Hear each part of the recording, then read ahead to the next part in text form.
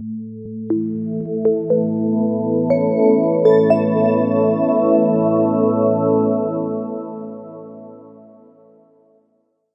today's episode, we are hosting Andrey Gnyot, a director, journalist, and political activist from Belarus.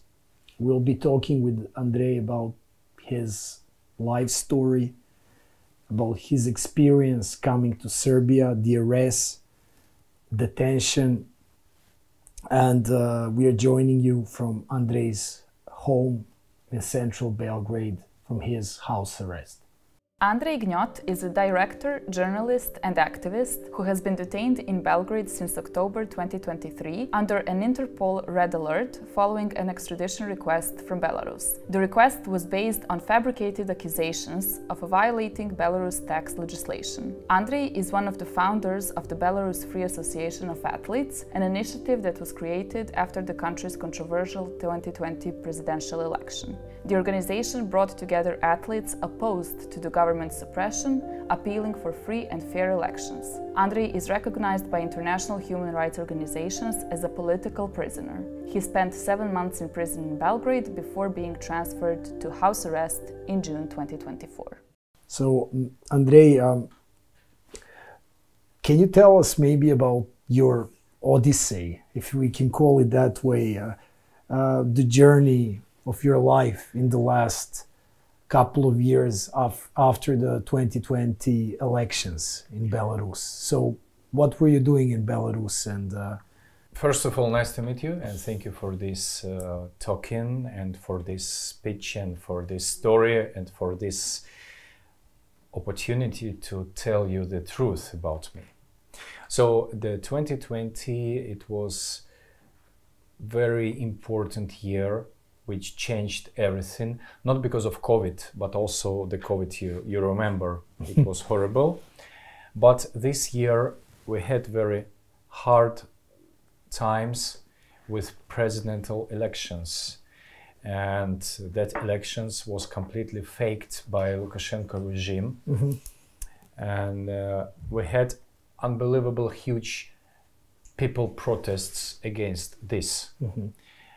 You know, to our opinion and for our counting, the Svetlana Tikhanovskaya, independent leader, she got around 80% of votes, and the real votes for Lukashenko was no more than 10%. So can you imagine that people was speaking to each other and asked, can you tell me, did you vote for Lukashenko? No. Did he vote for Lukashenko? No. Do you know somebody who voted for Lukashenko? No. How can he win? It's impossible. So we had that huge protest. I'm journalist, I'm director, and also I'm adult person. And you know, I'm Belarusian. My father, my mother, they are Belarusians. This is my country. I didn't come from somewhere. I was born in Belarus. I was born in Minsk. And I said to myself, as many people said that times, this is my place for living. This is my country. I need to do something. I need to fight for my rights, but also I need to fight for my home, because this is my home and I have no another home. And I don't want that some guy took all the power for many years. Can you imagine, for now Lukashenko, he is like self-elected president for 30 years, like Muammar Gaddafi. And what did you do? I established the famous in Belarus and outside of Belarus, really unique social organization. We named that SOS BY, SOS. If you describe it to Russian, Свободное объединение спортсменов Беларуси, Three Athletes Union of Belarus. Yes. It was my idea, because, you know, Lukashenko used sport as a kind of toy. This is the best toy for him. Yeah, we know his he loves to play hockey. He loves to play hockey. He gets crazy on the hockey, and that times he was a president of National Olympic Committee. So he was like double president of country and president of all athletes in Belarus.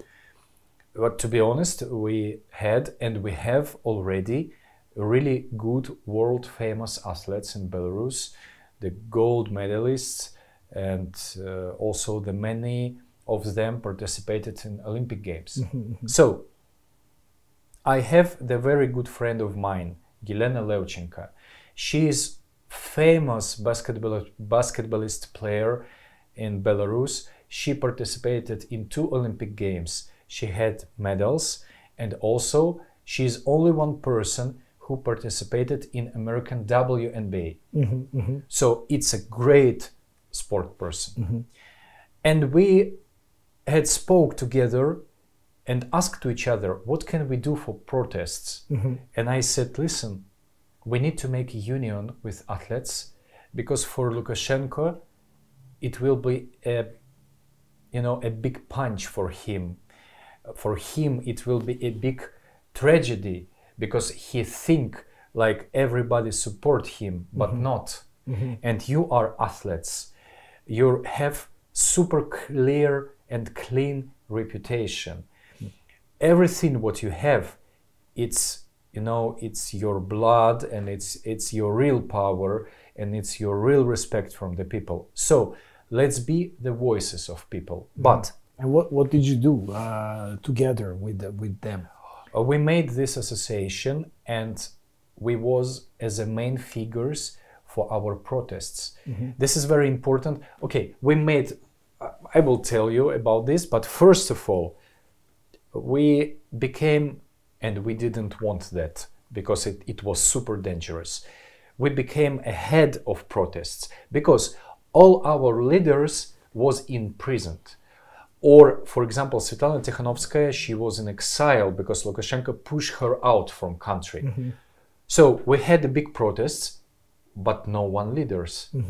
And our SOS-BY association became a leader of the protests. So there were, we saw this on TV, there were tens of thousands of people day in, day out. And they followed us. They followed us also. But this Athletes Association was not only about athletes. It was not about athletes. It was about people. Because what we say like sport couldn't exist without people. You cannot play football on empty stadium. You need people. And today our people are suffering. And you are athletes. Need to help your people. You need to follow your people. You need to support your people, because without your people, you cannot be athlete. You are nobody. So it was like a human rights organization. And what was the reaction of the government against you? Because we know that many people in Belarus, tens of thousands of people, ended up in jail for nothing, just for speaking their mind in public. And not always in public even. And you still have about 1,400 or more political prisoners. So you are one of them, just in another country. So what was the reaction of the regime to this, against you personally? First of all, regime in Lukashenko, they was really confused. Because they didn't expect that the voices of famous athletes raised up against dictatorship, because they thought that all the athletes is a part of dictatorship, is a part of state system, but not. We just to understand why dictatorship is hunting for me. We made 2 crucial things, super important things. First of all, we fired Lukashenko from the president of National Olympic Committee. How? How? You asked me, for example, how it's possible. Yeah, it's possible. We made open letter to Thomas Bach, president of International Olympic Committee, and showed him that National Olympic Committee of Belarus and Lukashenko personally really destroyed Olympic Charter. They was breaking all the rules of Olympic Charter.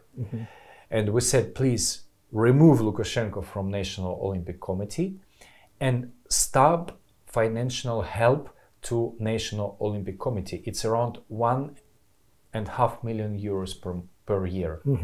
It's quite a big money. And Thomas Bach accepted this letter. And Lukashenko was furious about this. Like, who could do that? Who can do this against me? And so it was almost as equally hurtful to him as losing the real election, right? Of course, of course. You know, it was just a small example how he can lose his presidential chair, because he had two chairs, like a president and president of National Olympic Committee. And we had a joke like, what politics cannot do, we do. And we did that.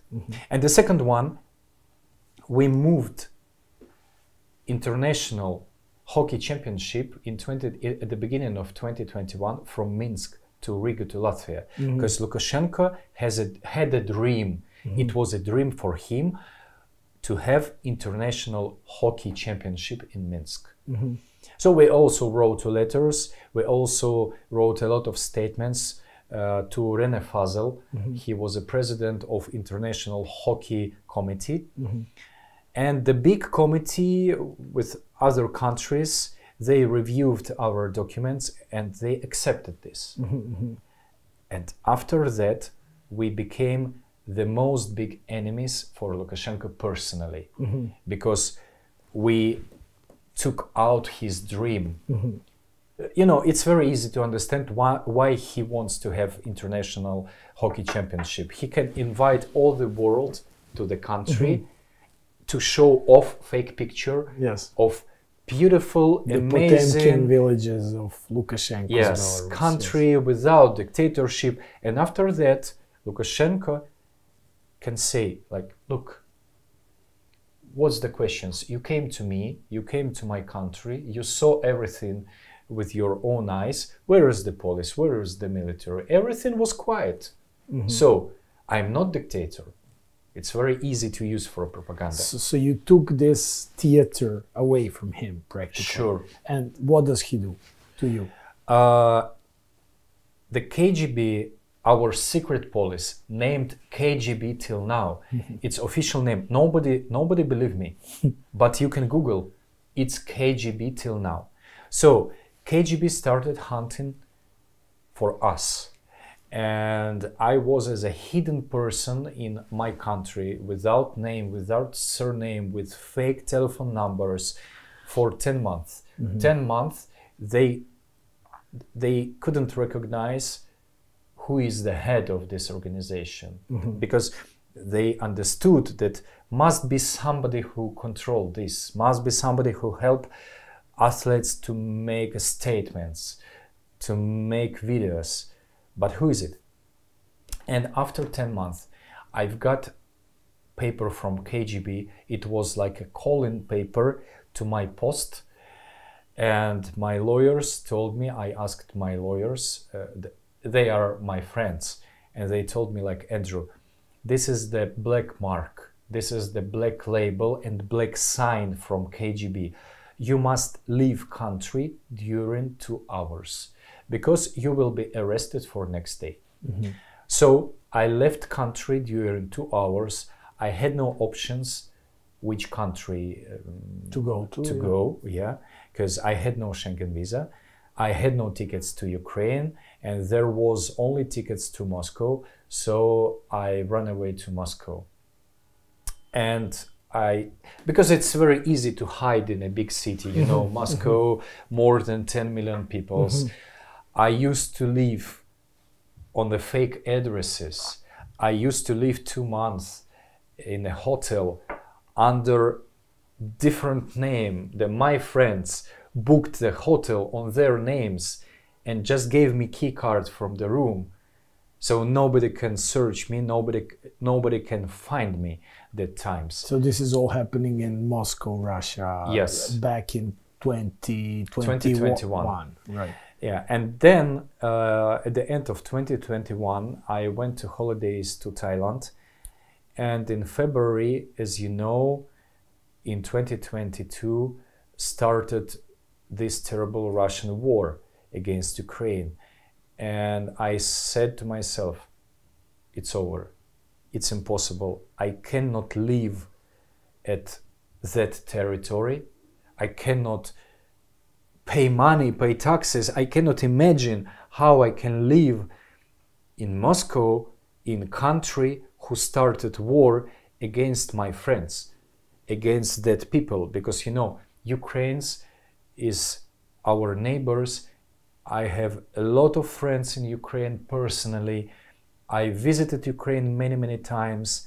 And, you know, Ukraine is the closest country to me. Mm-hmm. So I immigrated for the second time to Thailand in 2022. Yeah, this is why I'm saying like your Odyssey, because it really resembles sort of a modern day Ulysses trip. Yes. And in October 2023, I traveled to Belgrade. I came to Belgrade just for my work because I'm... Explain what was the purpose, what you're doing, sir. One of my profession, and I really succeed in this, is a TV commercial director.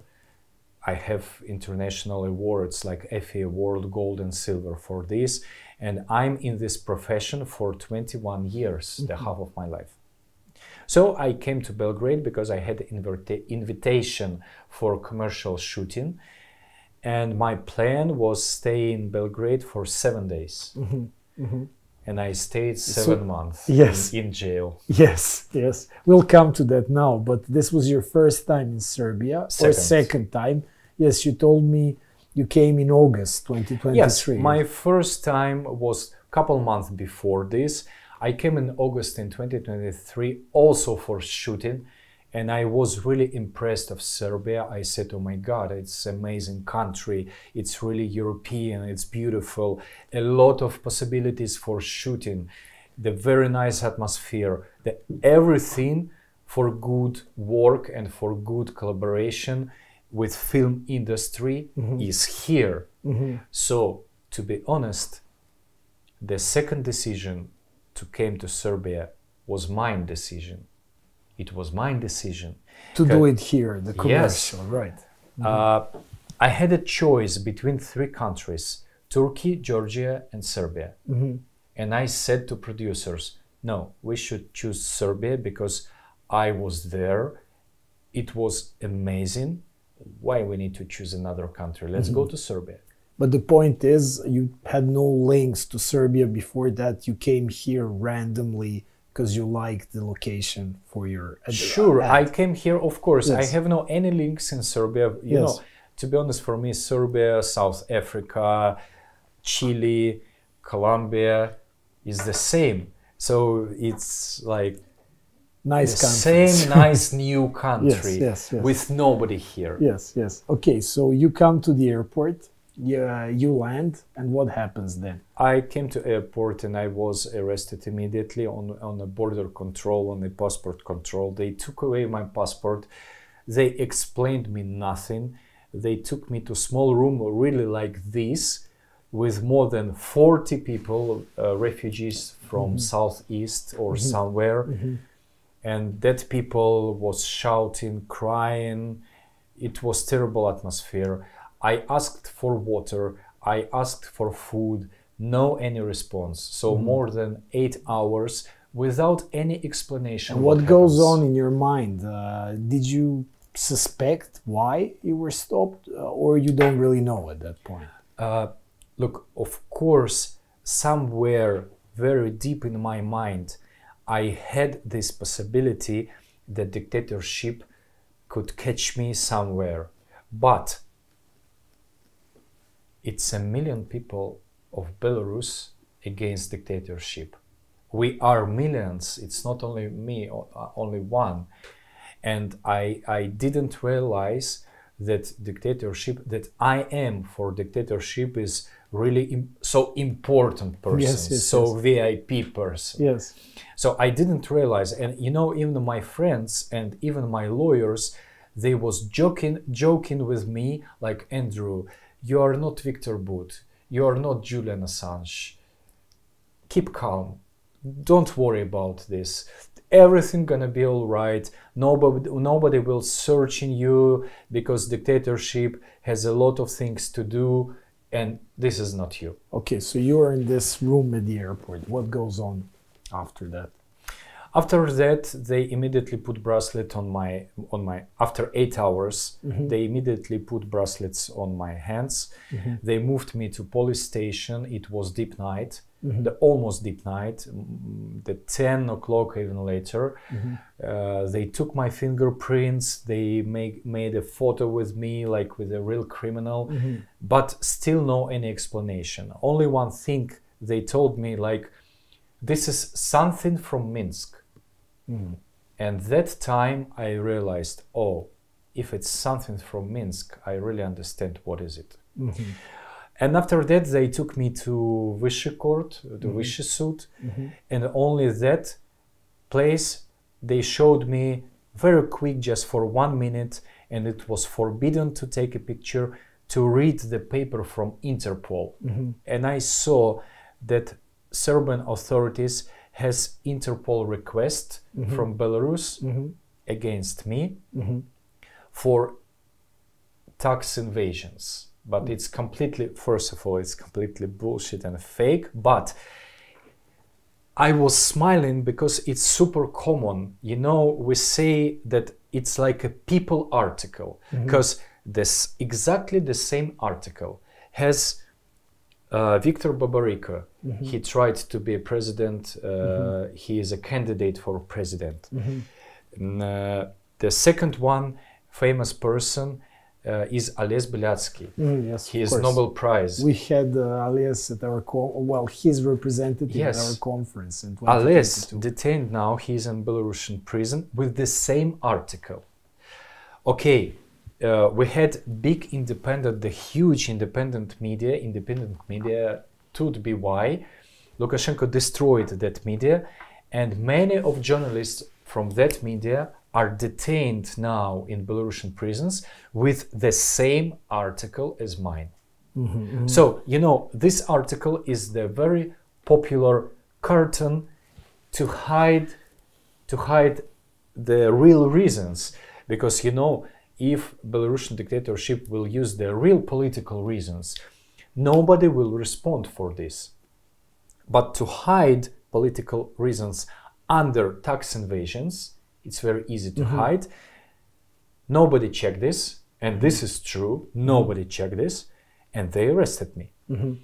And then basically they send you to central prison. And they sent me to central prison. It was extremely unexpected to me, because I said to judge, like, listen, I'm director, I'm journalist, I'm political activist. I can show you in my phone everything from the protests, my face, how I participated, what I did. I have 100% proofs for this. And also, I never been detained in my life, and I never been even in police station in my life. But she was blind, and she moved me and detained me to this terrible place, the central Belgrade prison, with real criminals, with real murderers, with real criminal guys. And I was there for 7 months and 6 days. But tell us about, I think by this time, talking to you, I understood that probably amongst the people that I know, you know more about life in the Serbian penitentiary system than any average Serb. So tell us about this experience. Yeah, you know, it's quite hard but interesting experience, because many things, all the things, not many, all the things I saw and I felt for the first time in my life. First, what I would like to tell you, if you try to die in that prison, you will die. And nobody will help you. because there are no any medical help in Belgrade Central Prison. Really, no. If you complain for something, you can complain for all the time you detained. Nobody cares about you. The maximum, they will give you benzodine. Why they gave benzodine almost for everybody. And they gave this medicine. You can Google what is this. Oh, we know. You know what is this. And I understand why. They just try to shut up you. Because you took benzodine and you're like a vegetable after that. You cannot complain, you feel nothing, everything is zero for you. And for them, for prison administration, it's also good because nobody complain on that shit what happens inside. The second one is the prison food. It's not a food at all. So for example, in a bean soup, pasula, we had this soup for the lunch. Чорба с пасуль. Yes, chorba. I found, and it was every time, I found 12 bugs and worms. And when I showed that to a policeman, he was smiling, he was laughing, and he said, "Oh, to proteiny." But it's not funny. No. So everybody in a jail had to survive and had to find the food. And we had only 2 times per week the prison shop, canteen. But there was big limitations for all the food. For example, they had a tuna, tunevina, but they have a limit, like 1 can for 1 person.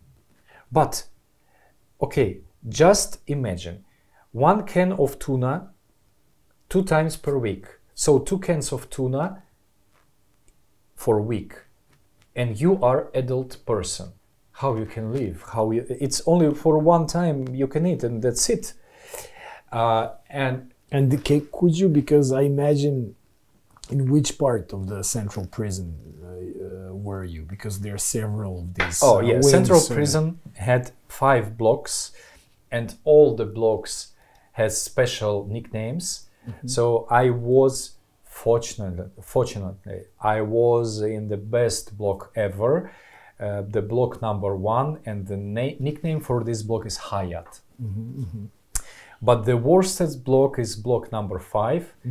And nickname for that block is Jungle. So what is this? It's the room with 20 people inside, the mostly drug addictive persons or double, triple times murderers. Yeah, so the best society ever. And if you did something wrong in a prison, the prison administration send you to jungle. It's a kind of punishment for you. So you should be very polite, you should be very quiet, and you should be very patient. Because if you do something wrong, you will go to jungle. And one terrible place in that prison, like, you know, it was like a tales between prisoners about that place, it's a bolnica.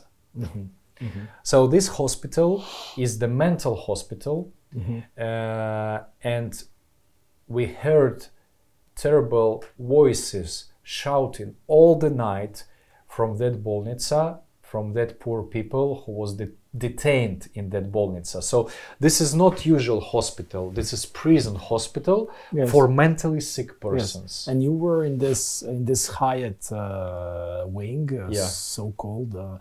There are how many people in the room, more or less, with you? It depends on room. Our room was quite small, like this room. We had 4 people, and sometimes we had 5. And it's forbidden because the capacity of this room is no more than 4 people. But they took, one day they took 1 more bed for another 1 guy. And so the capacity for this room was for 5 people, but we had no space. We complained to policemen about that, and 2 guys who complained on this, was immediately moved to jungle. Like if you complain for something, you will be moved to jungle. And what was your biggest fear there in prison while you were there? To be honest, I had no any fears, because all my fears burned out. Because my biggest fear was extradition, because I know what is extradition to me. It's tortures and death. This is my biggest fear. So in comparison of this, CZ was nothing to me, because, you know, I said to prisoners, like, listen, you expect 5 years of prison. You expect 3 years of prison because you shot with gun somebody. But I expect death, even death penalty, because they really can use for me death penalty in Belarus just to show off our people how hard they can be. I mean, dictatorship. So they can show, like, we don't stop and we never stop, and we even can kill this guy officially, because Belarus is only one country in Europe who has officially death penalty sentence, officially. Yes. And you know, I have statistics since 1984, it's Lukashenko first time he became a president, till now, so for 30 years, they killed with death sentence more than 400 people. Wow. And according by Belarusian national law, if somebody killed with death sentence, relatives will never get body and will never know the place of burial. Yes. So in central prison, I'll come to that, but in central prison, you were with some real dangerous criminals. What was their attitude towards you? Oh, you know, it was very interesting experience, because I really impressed that real big criminal guys was very nice to me. They was really nice to me, and they even respected me. How? Tell me what... Yes, one guy, his killer, he killed people. One day he came to me and said, Andrew, I would like to speak with you. I say, oh, of course. How could I say no? And he told me, no, I respect you. I said, me? You, killer, respect me? Why? For what? He told me, listen, we are criminals. We are fighting against same criminals. We are fighting against police. This is our life. But you are fighting against whole system and whole government and the whole country. And he told me, I could never do this. You are a super strong person. I really respect you. So all these other prisoners in Hyatt, they were getting parcels for their families, so they didn't need to eat chorbas pasulj with bugs from the prison canteen. Needs sometimes, but not. Often not. Mostly, 90% of times they ate normal food. And would they give you their food sometimes, or? Yeah, we had a rule, and it was strict rule, like everything what we have inside a cell, we must share. We must share to each other without any permissions. So if somebody got parcel, we share this parcel. You know, only last 2 weeks, because we had some super bad, really bad guy from Chernogoria, he stopped this rule. He say, I don't want to share my food with anybody. And yeah, it was really bad. But in our cell number 7, I said it's the best ever cell in the central prison, we had a rule. There is a booking.com. Yes. And we had a rule, and it was strict rule. We must share everything with everybody. And it was good rule. Okay, and so 7 months in, despite the fact you say it's the best ever in this hellhole of the central prison of Belgrade, what happens then? What happens in June? Every 2 months we put appeal to court to change my detention and to make this measurement softer, because I'm not criminal. I don't need to stay in the central Belgrade prison with killers. Come on. I said to court, am I dangerous to somebody outside?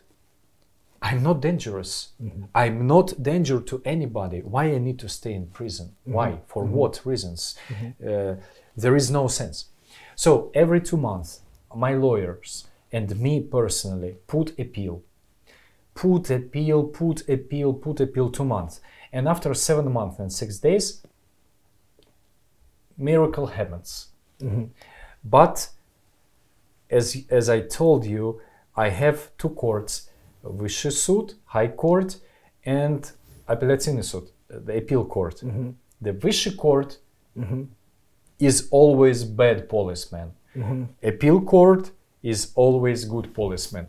So, 31st of May, appeal court rejected our appeal for my detention, for softer this measurement. Which is house arrest. House arrest. Yes. They rejected it Yes. and say, no, I must stay in central Belgrade prison. But just after 6 days, appeal court, because it's a higher instance, cancel that decision of High Court and approved my appeal and sent me to house arrest. To this place To here. this place. Tell me what happened with the Interpol warrant. Interpol made their own investigation, and 25th of June they sent official letter like, so sorry, we found mistakes, your searching is completely politically motivated, it breaks our own Interpol rules articles number 2 and number 3, so we cancel your searching, we remove you from Interpol searching warranty list, and like, now you're a free person. And But this, I'm not. And this, you're not. So this was the legal grounds on which the Serbian state detained you. Of course, it was only one legal ground Yes. why they detained me, because of Interpol. Yes. And what happens then? Why are you still? We send a letter to court, and court say, oh, but now we don't care about Interpol. Now we use bilateral agreement, the direct agreement with Belarus. So Interpol, we don't care about that. So I'm here, I'm still detained because they turned on bilateral agreement. But there is a big mistake, and there is a big crucial mistake, and they broke the law. I can explain you why. If they want to use bilateral agreement, they must release me because of Interpol and re-arrest me again because of bilateral agreement, because it's a different kind of agreements. It's not the same. So for now, look, I was arrested because of Interpol, but I'm still under arrest because of another one, bilateral agreement, completely another one. But they never re-arrested me. They just used Interpol arrest, but say this is bilateral agreement. Right. But the appeals court made a ruling against the Viši Sud ruling. So can you tell us just summarily what did they say there? Yeah, sure. To be honest, when I read this in Russian, I say, oh my God, it's so rude. Because it's so true, but so rude. So appeal court totally destroyed all conclusions of Vyšší Sud. Destroyed even in every page. Look, I even mark this with marker because I say, oh my God, it's significant. It's unbelievable. So yeah, some quotes. It's crucial violence the national law of Serbia. It's violence and breaks the national and even Belarusian law, constitution. Where is they say, where is my presumption of innocence? Presumption of innocence. Yes. Presumption of innocence. Where is this? They say the arguments, it's completely ununderstandable, something like that. So there are no any clear reasons to be extradited for this person. They say, this appeal court say. So many basically quite rude things towards the Viši Sud. To Viši Sud, yeah. But still, you have this nanogica on your leg.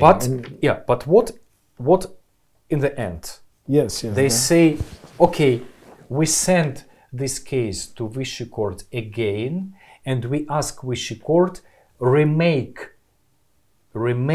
this case for the third time. But until they will remake this case for the third time, I'm still under house arrest. Nobody removed from me this bracelet, and nobody even gave me more hour, because I have 1 hour per day. Which is a minimum, right? And this is minimum of minimum. Yes. The maximum is 4 hours. Yes. The minimum is 1 hour. So they used for me house arrest as a measurement, but if we look at this house arrest, this is the hardest house arrest. Yes. And maybe I want to ask you two things. One is more, why do you think this is happening to you? Because in Serbia, as we all know, when we speak about rule of law, the law is not so strict towards many people. Yes, you were in prison with some murderers, but we had other serious organized criminals, murderers, who were sentenced and managed to delay the serving their sentence for, 12 times because of human rights grounds, because there are these provisions in the penal code. So why is this happening to you, you think? I have very clear answer to this question, because of political reasons. Because I think, to my opinion, maybe I'm wrong, Serbian authorities try to have a balance between East and West, but it means between law and between absence of law, between democracy and between dictatorship. I think it's not a good choice when you choose what to be, dictatorship or a democratic country. You must follow constitution, you must follow laws of your own country, and there must be justice. So you think it's about high politics, really? I'm pretty sure for 100% that this is about politics. That's why I'm here. Tell me, how do you use the 1 hour per day? What do you do? So I need to do a lot of things. I need to buy food. I need to go to drugstore for medicines, vitamins, or something like that. Also, I need to see the world outside, because I'm in a capsule, I'm in a box.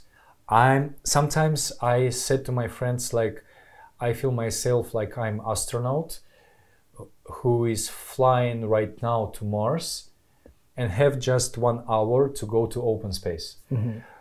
So I have this 1 hour to go to open space, to see the people, to see cars, to see sky, because we cannot see it much from here. Yes, I couldn't see sky. I have nothing from my window. I see just gray walls. And also I do workouts and physical exercises every day. And this is habit from jail. So criminal guys learned me how to survive. And they told me, like, Andrew, in this place, in central prison, you have only 2 ways how to live. You can be normal or you can be junkie. If you would like to be junkie, just do nothing. Because you will be junkie very, very soon, because this is a really bad place. But if you would like to survive, and if you would like to be normal, you should try to eat normal, and you must do physical exercises and workouts every day.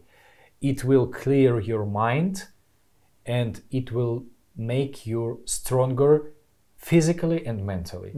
So I have this habit, and I stay strong because I have these exercises every day. You know, when you tell to people about your experience, just common people from Serbia, many politically minded people think it's shameful that our country has put you through this. Common people say, you know, and this is also for the Serbian political activists, you know, they say why, you know, I don't agree what's happening to them, but who was pushing them to poke the bear? If you know what I mean. I understand. So what would be your message to them? Why were you poking the bear? You told me something very interesting about politics and how it works. Yeah, I have a rule, and I know that this rule really works. If you don't go to politics, one day politics will come to you. But when politics will come to you, you will be not happy with this. Because politics, this is not something special. Politics, it's our regular everyday life. And you need to be involved in this because it's your choice. You know, who is our authorities? This is our managers, that people just manage things in our countries. It's like your general manager on the factory, and your country is just a big factory. If you have bad manager, you need to change this manager. He's not God. He's same human as you. But if you don't interested in politics, if you say no, politics is not for me, one day that people will have power, they will become dictators, and they will come to you and they will ask you some not good questions, like give me more money, give me more taxes, give me your freedom, because you are not in politics, you are not interested. So I will make decision for you. You don't need to think, and they will make wrong decisions. So if you don't go to politics, one day politics will come to you. So tell me how now the Serbian government, by Serbian law, they need to release you by 30th of October. We may be airing this episode later, but we will be airing it later. But what are the options then, legally speaking? Listen, it's a big surprise to me because Serbia cannot detain me according by Serbian laws more than 1 year. In extradition. In extradition procedure. No more than 1 year. So you see, I'm super patient because I'm here, still here, almost for 1 year. And very soon this time will expire in 10 days. And I must be released. But according of immigration law and according of some immigration acts, the border control can stop me on the border, and border control don't let me go from Serbia because I have opened extradition case. It's still open. It's pending. It's in process. And they can say me, you cannot leave Serbia. You must stay in Serbia. But if they say like this, Serbia will become for me like a country of a big prison. The whole country is a big prison for me. Why I say like this? I have no relatives here. I have no job. I have no friends. I have nothing. And my only one question, why I should stay here? For what? Because your court doesn't work properly, it's not my guilty, it's not my responsibility. Okay, let me go, just let me go. You don't need to help me, just let me go.